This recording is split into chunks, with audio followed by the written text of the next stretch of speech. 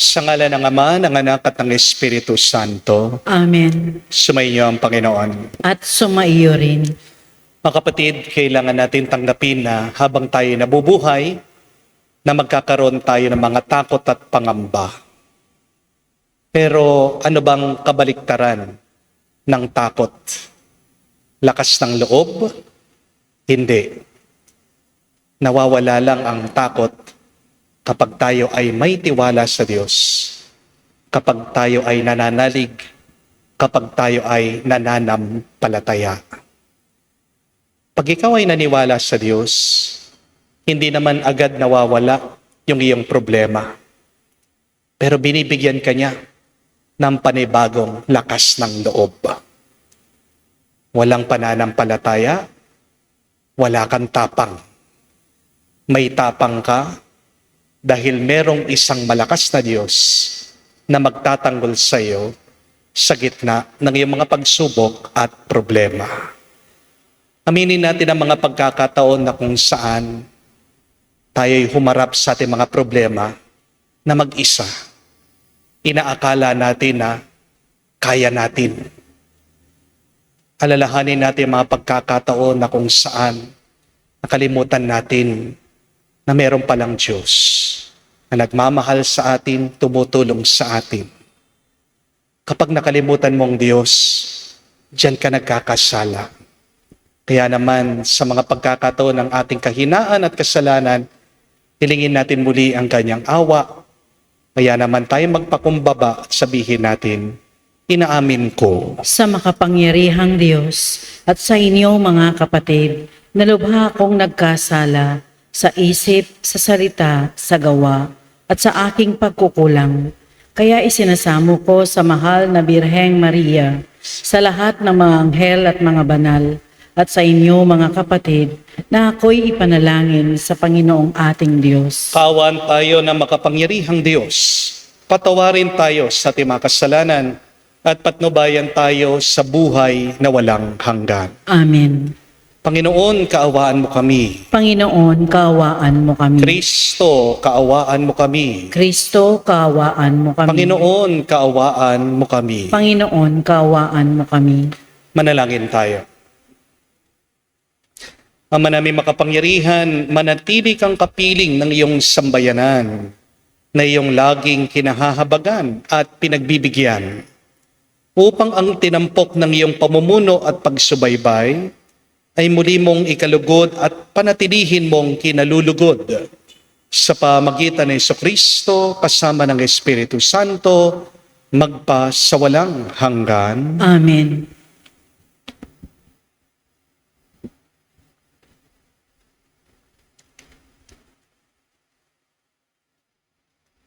Pagbasa mula sa aklat ni Propeta Jeremias. Nang taon ding iyon, ng ikalimang buwan ng ikaapat na taon ng paghahari ni Sedekias sa Huda, si Jeremias ay kinausap ni Ananias, anak ni Propeta Azur ng Gabaon. Sila nooy nasa patio ng templo, sa harapan ng mga saserdote at ng mga tao, ang sabi ni Ananias, "Ito ang sabi ng Panginoon, ang Diyos ng Israel. Winakasan ko na ang kapangyarihan ng hari sa Babylonia. Sa loob ng 2 taon, ay ibabalik ko sa templong ito ang lahat ng kagamitan na kinuha ni Haring Nabucodonosor at dinala sa Babylonia. Ibabalik ko rin dito si Jeconias, anak ni Haring Joakim ng Huda, at ang lahat ng bihag na taga-Huda na dinala sa Babylonia. Aalisin ko na kayo sa ilalim ng kapangyarihan ng Babylonia." Sinabi naman ni Propeta Jeremias kay Propeta Ananias nang naririnig ng mga saserdote at lahat ng naroon sa patio ng templo. Amen. Ganyan nga sana ang gawin ng Panginoon. Magkatotoo nawa ang ipinahayag mo. Mapabalik sana rito mula sa Babylonia ang lahat ng kagamitan ng templo at ang lahat ng dinala roon sa bihag. Ngunit pakinggan ninyo ang sasabihin ko sa inyong lahat. Ang mga propetang nauna sa atin ay nagpahayag na magkakaroon ng digmaan, taggutom at salot sa maraming bansa at tanyag ng mga kaharian. Kung magkatotoo ang pahayag ng isang propeta na iiral ang kapayapaan, saka lamang natin malalaman na ang Panginoon nga ang nagsugo sa kanya. Pagkarinig niyon, kinuha ni Propeta Ananias ang pamatok na nasa batok ni Jeremias at binali. Pagkatapos, sinabi niya sa lahat ng naroroon, sinasabi ng Panginoon na ganito ang gagawin niya sa mga pamatok na inilagay ni Haring Nabucodonosor sa lahat ng bansa. At ito'y gagawin niya sa loob ng 2 taon. At umalis si Propeta Jeremias. Pagkalipas ng kaunting panahon mula nang baliin ni Propeta Ananias ang pamatok ni Propeta Jeremias, kinausap ng Panginoon si Jeremias. Pumunta ka kay Ananias at sabihin mo, nawasak mo nga ang pamatok na kahoy, ngunit papalitan ko ng bakal. Lalagyan ko ng pamatok na bakal ang lahat ng bansang ito upang sila'y maglingkod kay Nabucodonosor. At magkakagayon nga, siya'y paglilingkuran sapagkat ipinailalim ko sa kanya pati ang mga hayop na parang. At sinabi pa ni Propeta Jeremias, Ananias, hindi ka sinugo ng Panginoon at pinapaniwala mo sa isang kabulaanan ang mga taong ito. Kaya't ang sabi ng Panginoon, ikaw ay mawawala sa daigdig na ito, mamamatay ka sa taon ding ito, sapagkat tinuruan mo ang bayan na maghimagsik laban sa Panginoon.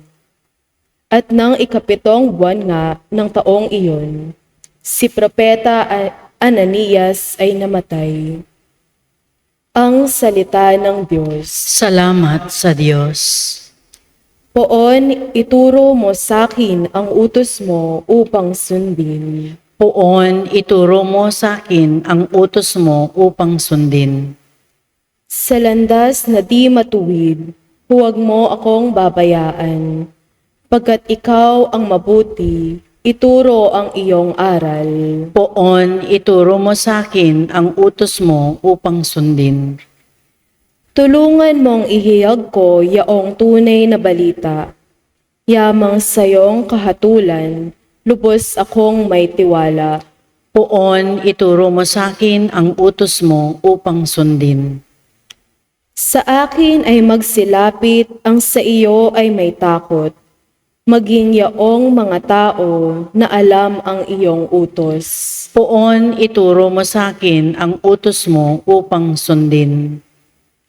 Sana'y lubos kong masunod ang buo mong kautusan, upang hindi mapahiyat, tamuhin ko ang tagumpay. Poon, ituro mo sa akin ang utos mo upang sundin. Nag-aabang ang masama upang ako ay mapatay, ngunit ako'y magbubulay sa bigay mong kautusan. Poon, ituro mo sa akin ang utos mo upang sundin. Hindi ako nagpabaya sa utos mo at tuntunin, pagkat ikaw ang guro ko na nagturo ng aralin. Poon, ituro mo sa akin ang utos mo upang sundin.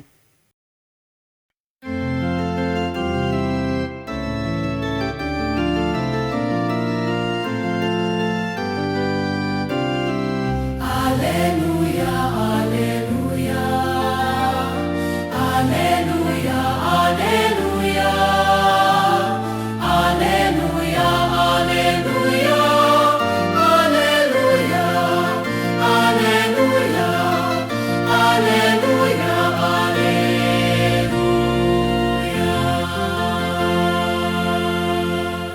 Ang tao ay nabubuhay sa salita ng may kapal na pagkaing kanyang bigay. Aleluya, aleluya. Sumainyo ang Panginoon. At sumaiyo rin. Ang mabuting balita ng Panginoon ayon kay San Mateo. Papuri sa iyo, Panginoon. Nung panong yun, matapos na mabusog ang mga tao, agad pinasakay ni Jesus sa bangka ang kanyang mga alagad at pinauna sa kabilang ibayo samantalang pinauwi niya ang mga tao. Pag-aalis ng mga ito, umahon siya sa burol upang manalangin. Nag-iisa siyang inabot doon ng gabi. Samantalang nasa laot na noon ang bangka at sinasalpok ng mga alon sapagkat pasalungat sa hangin. At nang madaling araw na, sumunod sa kanila si Jesus na naglalakad sa ibabaw ng tubig. Kinalibutan sa takot ang mga alagad nang makita nilang may lumalakad sa ibabaw ng tubig. At nagsalita sila, sumigaw, "Multo!" Ngunit agad siyang nagsalita at sinabi sa kanila, "Huwag kayong matakot, si Jesus ito." At nagsalita si Pedro, "Panginoon, kung talagang kayo yan, paparian niyo ako sa ibabaw ng tubig." Sumagot siya, "Halika." Kaya't sumunod si Pedro sa bangka at lumakad sa ibabaw ng tubig. Palapit kay Jesus. Ngunit nang mapansin niya ang hangin, siya'y natakot at nagsimulang lumubog. "Sagipin niyo po ako, Panginoon," sigaw niya. Agad siyang inabot ni Jesus. "Napakaliit ng iyong pananalig," sabi niya kay Pedro. "Bakit ka nag-aalinlangan?" Pagkasakay nila sa bangka, tumigil ang hangin. At sinamba siya ng mga nasa bangka. "Tunay nga na kayo ang anak ng Diyos," sabi nila. Tumawid sila sa lawa at dumaong sa Genesaret. Nakilala si Jesus ng mga taga roon. Agad nilang pinamalita sa buong palibot ng lupaing iyon ang pagdating ni Jesus. Kaya't dinala nila sa kanya ang lahat ng may sakit. Hiniling nila sa kanya na ipahipo man lamang sa mga may sakit kahit ang laylayan ng kanyang kasuotan. At lahat ng makahipo nito ay gumaling. Mga kapatid, ang mabuting balita ng ating Panginoon. Pinupuri ka namin, Panginoong Heso Kristo. Magandang araw po muli sa inyong lahat. Welcome po sa ating banal na misa. Pakigreet nyo naman po ang inyong mga katabi. God is good. Sobra-sobra. Meron po silang ginawang isang kakaibang eksperimento, ang iila pong scientist. Kumuha po sila ng mga sanggol, mga baby, at nilagay po nila sa isang silid na puno po ng mga laruan. Pagkatapos po ng ilang saglit, nagpasok po yung mga scientist na mga ahas. At nilagay po nila yung mga ahas malapit sa mga sanggol.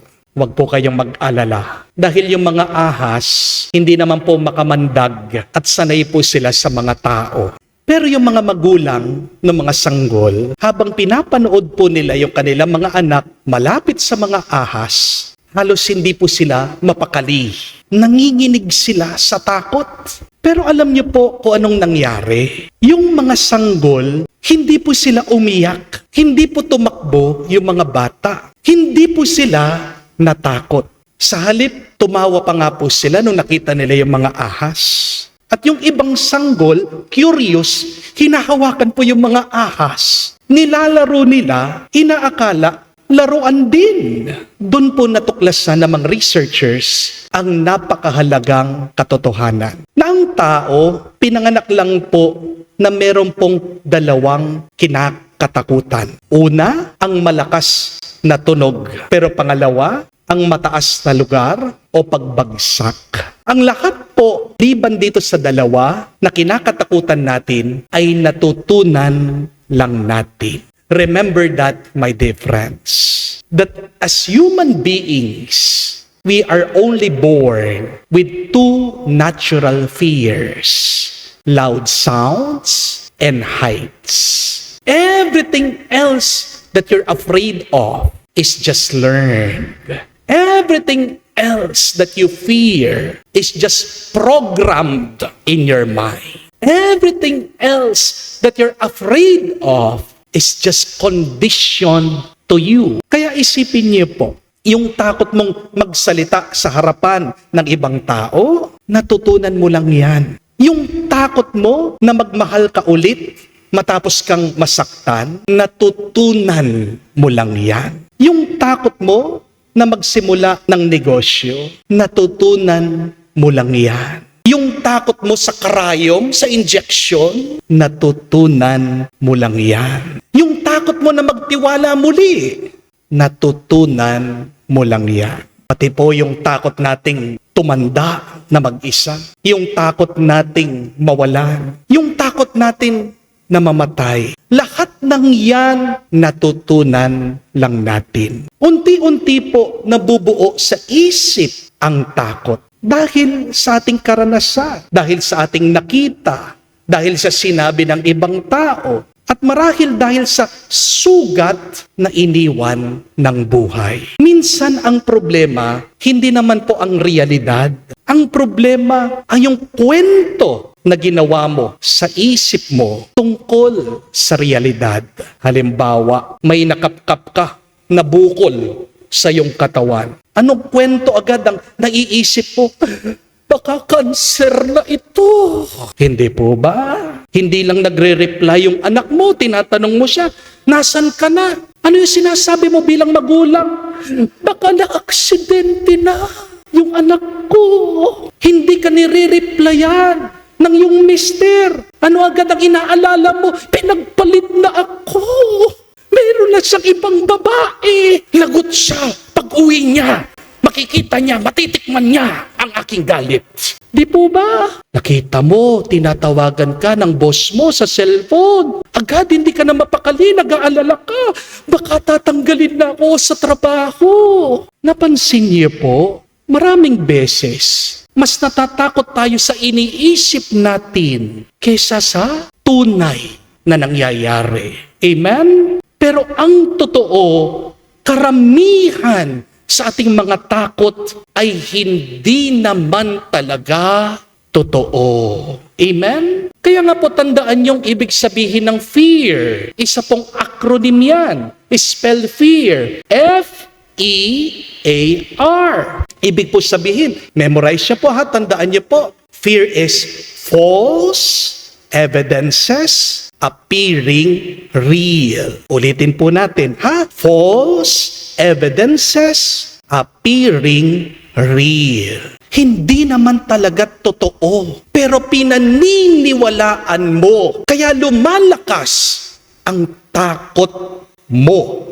Amen? Ang takot para pong multo. Habang malayo, mukhang napakalaki. Pero kapag nilapitan mo, madalas, wala pala. Guni-guni mo lang. Amen? At ito po ang pinapaalala sa atin ng mabuting balita. Habang nasa bangka daw po ang mga alagad ng ating Panginoong Hesukristo, biglang lumakas ang hangin. Biglang nagkaroon ng bagyo. Lumaki daw po ang alon, dumilim ang gabi. At pagkatapos, may nakita silang isang anyo sa kalayuan. Naglalakad sa ibabaw ng tubig. Ano pong unang sinabi ng mga alagad? Multo! Sabi po nila. Hindi pa nila alam kung sinong papalapit sa kanila. Pero tingnan nyo, gumawa na sila agad ng masamang kwento. Hindi po ba? At dahil hindi nila alam, natakot sila. Pansinin niyo po, hindi po ang presensya ni Jesus ang nagbago at nagpalakas sa kanilang loob. Nandun na po si Jesus Siya yung naglalakad sa ibabaw ng tubig. Nawala lang daw po yung takot ng mga alagad nung nakita nila si Jesus. Kaya nga po sabi ni San Pedro, palakarin mo ako sa ibabaw ng tubig. At nung naglalakad na si San Pedro, nakatitig siya sa Panginoon. Milagro! Nagawa niya yung imposible na makapaglakad siya sa ibabaw ng tubig. Pero nung napansin daw niya, nung nawala ng tingin niya sa Panginoon, napansin niya na napakalakas ng hangin, mataas na ang alon, doon daw po siya lumubog sa tubig. Tingnan niyo po yun. Ang milagro ay nag-umpisa dahil nakatingin siya kay Jesus. Kaya nga alisin mo ang paningin mo sa Diyos, walang himala.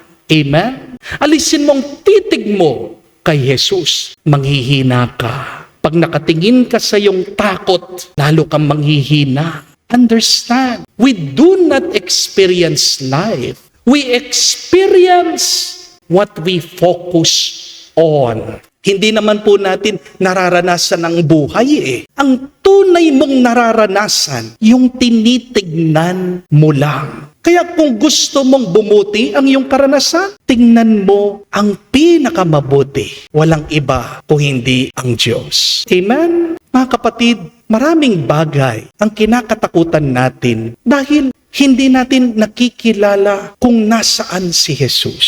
Kaya nga po, unang sinabi ni Jesus sa mga alagad, napakaganda, take courage. It is I. Do not be afraid. Pansinin niyo po, hindi mo na pinatahimik ni Jesus yung hangin. Hindi mo na po pinatigil o pinakalma ni Jesus yung dagat. Anong una niyang ginawa? Pinakalma muna niya yung puso ng mga alagad. Dahil alam po ni Jesus, kapag payapa ang puso mo, kahit na may bagyo, kaya mong lumaban. Amen? Kapag ang puso mo puno ng takot, kahit na maliit lang ang problema, pakiramdam mo, lulubog ka. Hindi po ba? Kaya napakaganda din po ng turo ni San Pablo sa atin. St. Paul reminds us that God has given us the spirit, not of fear, but the spirit of power, the spirit of love, the spirit of self-control. Nagkakaroon lang tayo ng takot kapag pinipili mong tignan yung takot. Amen? Pero ang mabuting balita, may tinanim na tapang ang Diyos sa iyo. So choose the spirit of courage rather than fear every day. Mga kapatid, kung ang takot ay natututunan, maaari din naman pong matutunang bitawan yan. Pero ang hirap kasi sa atin, ang tigas ng ulo natin. Hindi po ba? Hindi lahat ng iyong natutunan ay mabuti. Amen? Tandaan niyo po yan. Kung hindi nakakabuti, kalimutan mo na. Dahil pag palagi mong binabalikan, iniisip, hindi ka magiging masaya. Kapag hindi mo binitawan yung iyong takot, nagiging alipin ka niyan. Kamukha po nung kasabihan, the man who has been bitten by a snake is even afraid of a rope. Ang tao daw na naduklaw ng ahas, kahit yung tali, kinatatakutan na. Ang takot, kapag nanatili po sa puso, nagiging trauma. At kapag may trauma ka, binubulag ka nito para makita mo ang mga bagong biyaya, bagong grasya, bagong himala na binibigay ng Diyos araw-araw sa iyo. Ang tanong, paano po ba lumaya sa takot? Simple lang po, paulit-ulit lang nating balikan ang salita ng Diyos. Mapapalitan ang takot mo kung paulit-ulit mong pakikinggan, uunawain ang salita ng Diyos. Amen? Replace the voice of fear with the voice of God. Kapag sinasabi ng takot sa iyo, hindi mo kaya, ang sabihin mo, kasama ko si Jesus. Kapag sinasabi ng takot sa iyo, baka bumagsak ka, baka magkamali ka, ang sabihin mo, kung magkamali man ako, kung mahulog man ako, sasaluhin ako ng Diyos. Kapag sinasabi ng takot sa iyo, mag-isa ka lang, kawawa ka naman, ang sabihin mo, hindi ako nag-iisa, kasama ko palagi ang Diyos. Mga kapatid, ang kabaligtaran po ng takot ay hindi po katapangan. Ang kabaligtaran ng takot ay pananampalataya. Ang matapang Maaring wala siyang kasiguraduhan, pero nagpapatuloy pa rin siya na nagtitiwala sa Diyos. Kaya ngayon pong araw, mga kapatid, huwag natin tanungin ang ating sarili, paano kaya kung magkamali ako? Paano kaya kung masaktan ako muli? Ang mas magandang tanong, pagmunihan, ito po, paano kaya kung kasama ko si Jesus sa gitna ng problemang ito, sa gitna ng pagsubok na ito, sa gitna ng aking suliranin? At kapag kasama mo si Jesus, ang dagat, mananatiling dagat, ang hangin, mananatiling hangin, ang problema, mananatiling problema, pero merong pagkakaiba. Kapag kasama mo si Jesus, yung puso mo, mananatiling payapa. At kapag payapa ang puso mo, walang bagyo, walang problema na kayang lumunod sa iyo. Basta't magtiwala ka lang sa Diyos, lalakas ka at malalampasan mo lahat ng takot at ng problema. Amen. Nagtitipon po tayo at ialay natin ngayon sa Diyos ang ating mga dasal at panalangin. Ating sabihin, Panginoon, dinggin mo kami. Panginoon, dinggin mo kami. Ang simbahan sa buong mundo, naway sumaksi sa salita at gawa sa pag-ibig at kalinga ng Diyos. Sa mga nangagugutom at nangangailangan, manalangin tayo sa Panginoon. Panginoon, dinggin mo kami. Ang mga leader ng mga bansa na may pinangahawakang matatayog na posisyon at malawak na kapangyarihan, naway tumulong na may pamahagi ang kayamanan ng daigdig, upang sa gayon wala ni isang bansa ang malagay sa panganib at pagkagutom. Manalangin tayo sa Panginoon. Panginoon, dinggin mo kami. Bilang isang komunidad, tayo naway maging mga kapwa na babad sa pananalangin at maging laging handa sa pagbibigay ng ating panahon at karunungan sa pagtulong sa mga naghahanap ng kahulugan sa buhay. Manalangin tayo sa Panginoon. Panginoon, dinggin mo kami. Sa katahimikan po ng ating puso, sabihin natin sa Diyos ang ating mga personal na pangangailangan. Ama naming nasa langit, bigyan pansin kaming nangangailangan ng iyong habag. Punuin mo ang aming mga puso sa iyong pag-ibig. Huwag mo kaming pahintulot na mawalay sa iyo. Hinihiling namin ito sa pamagitan ni Kristo, aming Panginoon. Amen.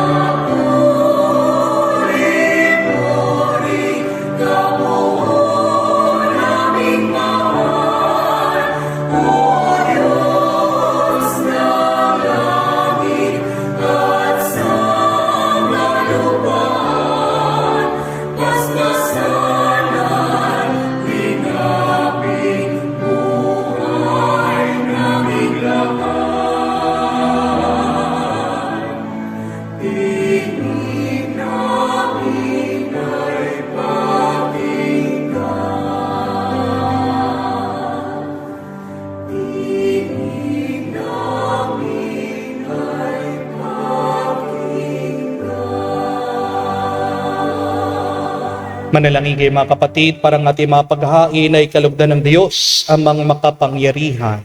Tanggapin nawa ng Panginoon itong paghahain sa iyong mga kamay, sa kapurihan niya at karangalan, sa ating kapakinabangan at sa buong sambayanan niyang banal. Ama naming lumikha, para mo ng awa, gawin mong banal ang mga alay namin sa iyong kalugdan, at kami gawin mong hain ng iyong laging nakalaan. Sa pamagitan ni Jesucristo kasama ng Espiritu Santo, magpa sa walang hanggan. Amen. Sumainyo ang Panginoon. At sumaiyo rin. Itaas sa Diyos sa inyong mga puso at diwa. Itinaas na namin sa Panginoon. Pasalamatan natin ang Panginoong ating Diyos.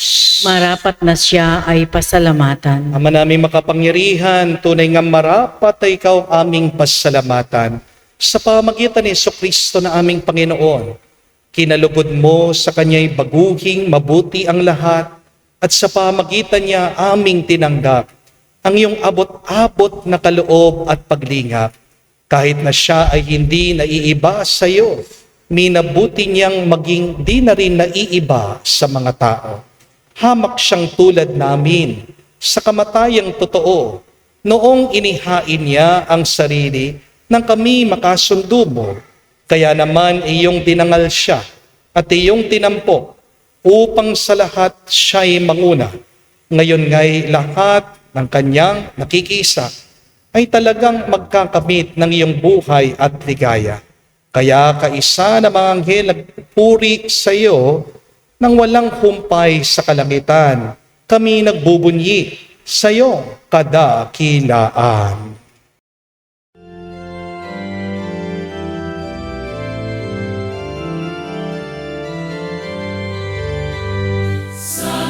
Santo, Santo, Panginoong Diyos ng mga hukbo, napupuno ang langit at lupa ng kadakilaan mo.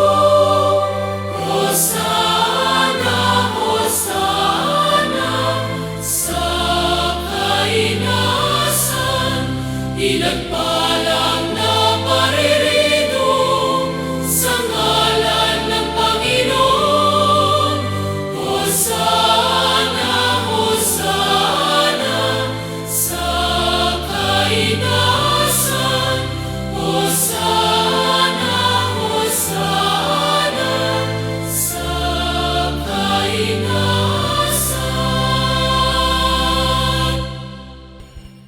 Ama naming banal, ikaw ang bukal ng tanang kabanalan. Kaya't sa pamagitan ng iyong Espiritu, gawin mong banal ang mga kaloob na ito upang para sa amin maging katawan at dugo ng aming Panginoong Jesucristo. Bago niya pinagtiis ang pusang loob na maging handog, hinawakan niyang tinapay, pinasalamatan kanya, pinaghati-hati niya iyon. Inabot sa kanyang mga alagad at sinabi, "Tanggapin ninyong lahat ito at kanin. Itong aking katawan na ihahandog para sa inyo."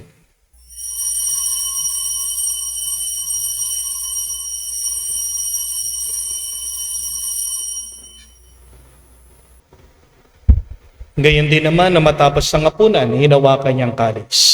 Muli kanyang pinasalamatan. Nabot niya ang kalis sa kanyang malagad at sinabi, "Tanggapin ninyong lahat ito at inumin. Itong kalis ng aking dugo, ng bago at walang hanggan tipan. Ang aking dugo na ibubuhos para sa inyo at para sa lahat, sa ipagpapatawad ng mga kasalanan. Gawin ninyo ito sa pag-alaala sa akin."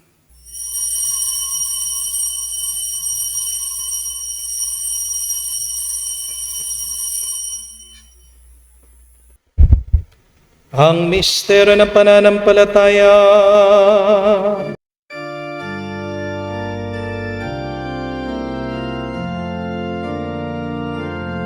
Si Kristo ay namatay, si Kristo ay nabuhay, si Kristo ay babalik sa wakas, sa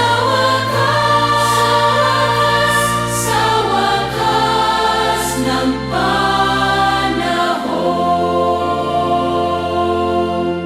Ama, ginagawa namin ngayon ang pag-alaala sa pagkamatay at muling pagkabuhay ng iyong anak.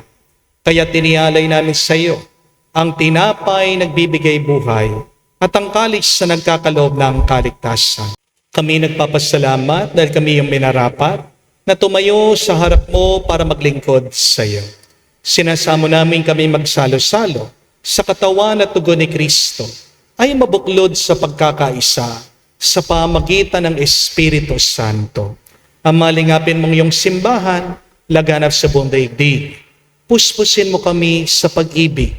Kay San Leon ang aming Santo Papa, si Florentino aming Arsobispo, at ng Tanang Kaparian. Alalahanin mo rin ang aming mga kapatid na nahimlay. May pag-asang sila'y muling abubuhay. Gayon din naman lahat ng mga pumanaw. Kawan mo't sila't patuloyin sa iyong kaliwanagan. Kawan mo't pagindapatin kaming lahat, makasalo sa iyong buhay na walang wakas.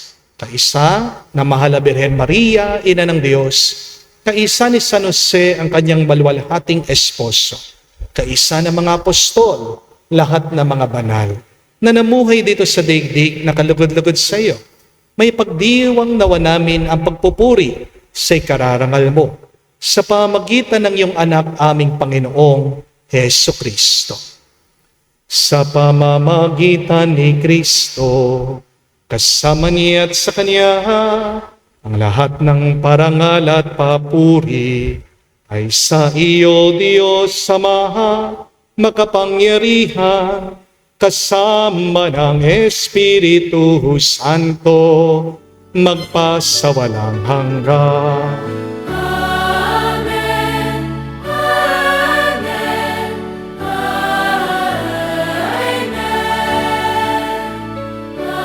Amen.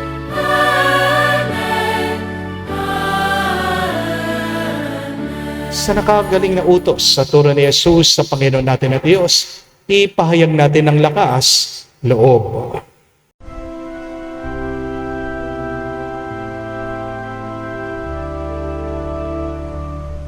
Ama namin, sumasalangit ka, sambahin ang ngalan mo, mapasa amin ang kaharian mo, sundin ang loob mo dito sa lupa para lang sa langit.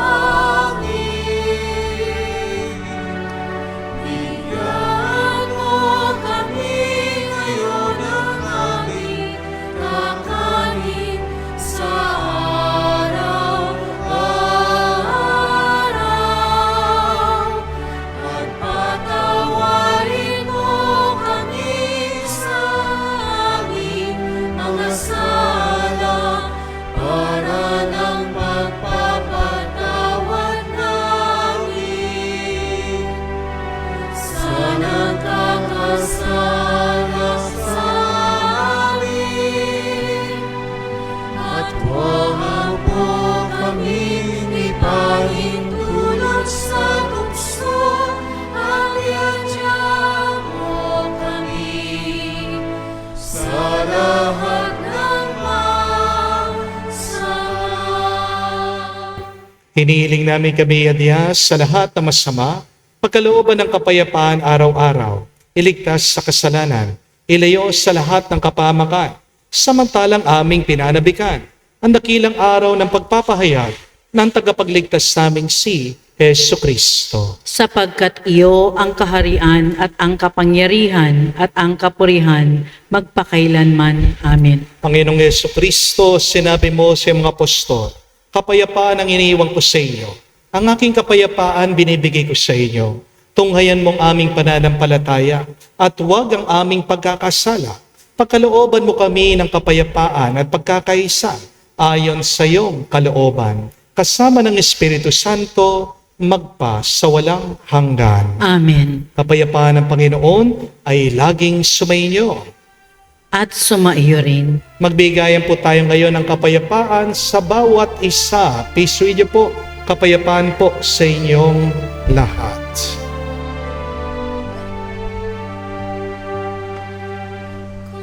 Kordero ng Diyos na nag-aalis ng mga kasalanan ng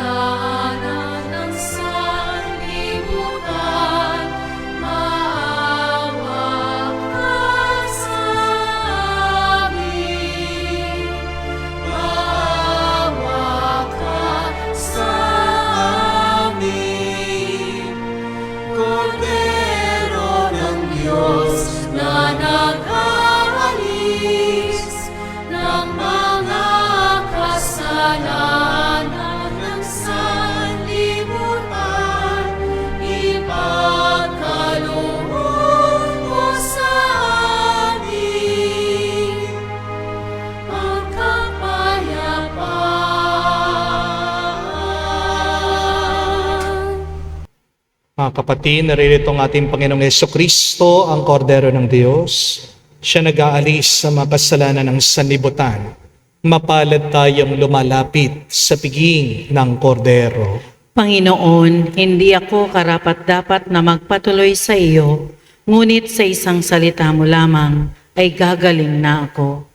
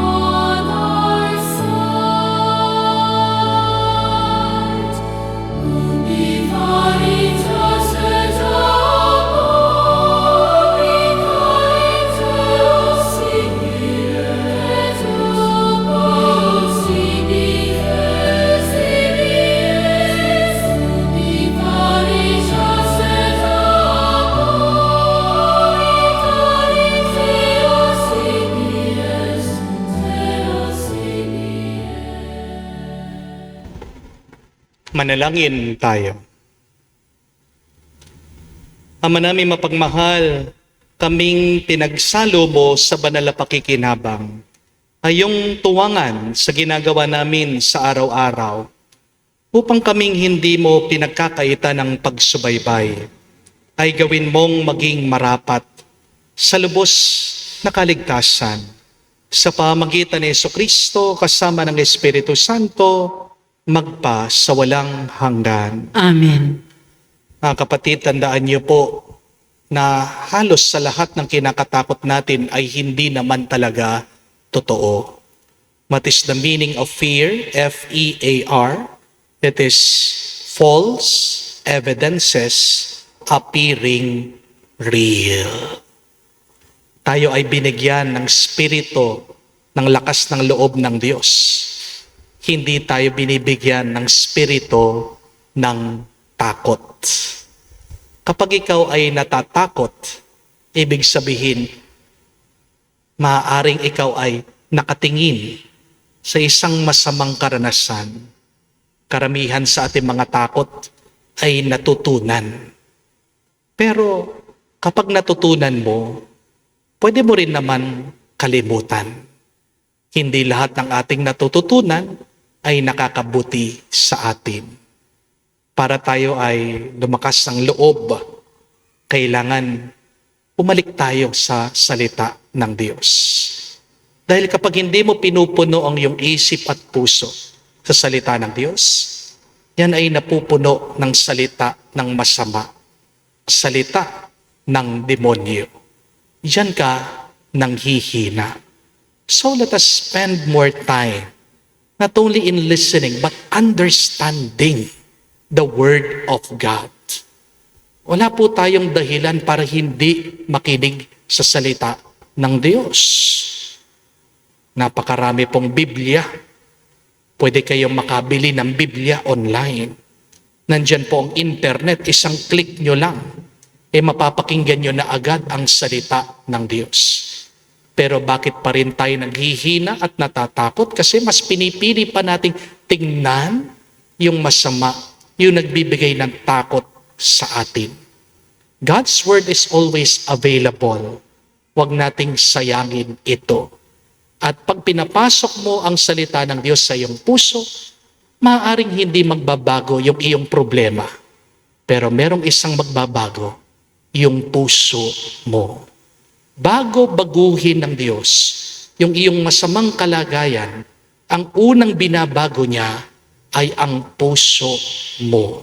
Bago pakalmahin ng Diyos ang iyong problema at pagsubok, binibigyan muna niya ng kalma, ng kapayapaan ang puso mo, at yun ang mas mahalaga. Ang kabaliktaran ng takot ay hindi po tapang. Ang kabaliktaran ng takot ay pananampalataya. Dahil kapag meron kang pananampalataya, diyan ka palalakasin ng Diyos para pagpatuloy mo ang iyong paglalakbay gitna ng iyong mga problema at pagsubok sa buhay. So para po sa ating assignment ngayon, please listen closely to the Word of God. Dahil tanging ang kanyang salita lang ang makakapagbago sa iyong buhay sa loob at sa labas. Sumaiyo ang Panginoon. At sumaiyo rin. At kayo basbasa ng Diyos, makapangyarihan sa lahat. Sa ngalan ng Ama, ng Anak, ng Espiritu Santo. Amen. Ang ating misa ay natapos na. Humayo kayo sa kapayapaan ni Kristo. Salamat sa Diyos.